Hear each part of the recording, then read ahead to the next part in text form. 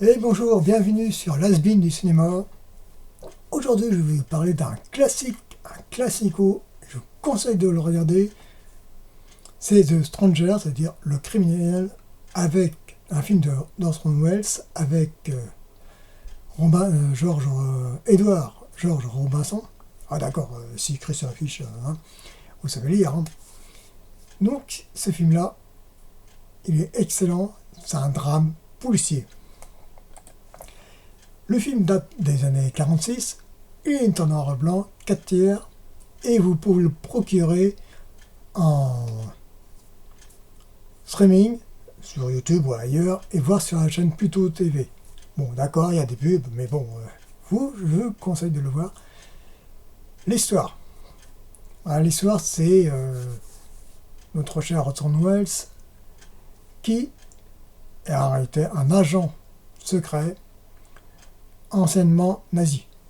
Bon, il va aux États-Unis, il s'est fait refaire la tronche, il veut foutre le boxon, il veut remettre le Troisième Reich en marche, et pour ça, il va bien sûr séduire notre dame qu'on voit au milieu de l'affiche, et Georges Robinson, il va, oui c'est ça, bref, je vous conseille de le regarder, il est très bien filmé, surtout au début. On voit la caméra qui bouge, tout ça. Ça, c'est très rare, surtout à l'époque des années 40.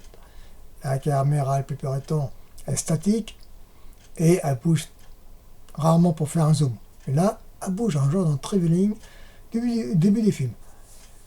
Je vous conseille de bien noter ça.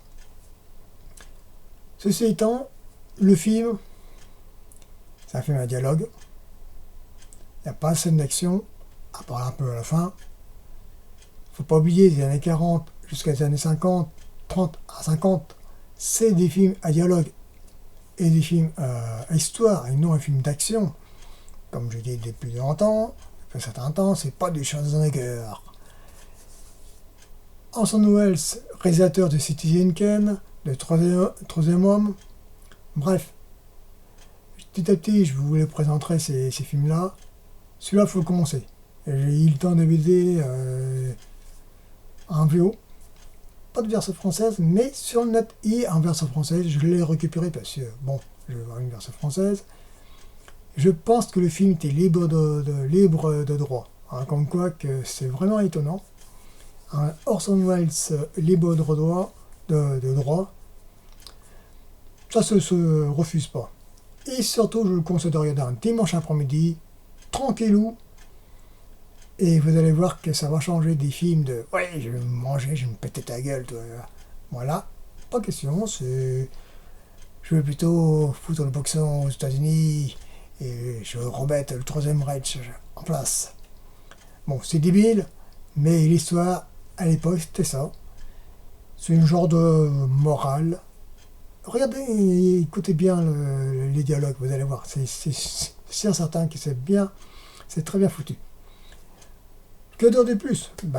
Procurez-vous-le. Si vous voulez mettre des commentaires, mettez-les. Et n'oubliez pas aussi de vous abonner à ma chaîne l'Has-Been du cinéma. D'accord, les vidéos sont pas terribles, mais ils sont faits à l'arrache. Je ne veux pas m'emmerder de faire des montages à la noix. Je mets ce que j'en pense des films que j'ai regardés. Voilà. C'est très court. Il n'y a pas besoin de mettre 20 minutes pour expliquer, tourner autour du pot le film, comment ça s'est tourné le tournage.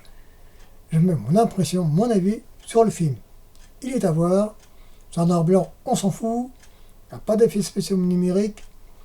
C'est dialogué, très bien dialogué. C'est un très bon Orson Welles, pas son meilleur, mais vous passez une bonne après-midi. Allez, à plus!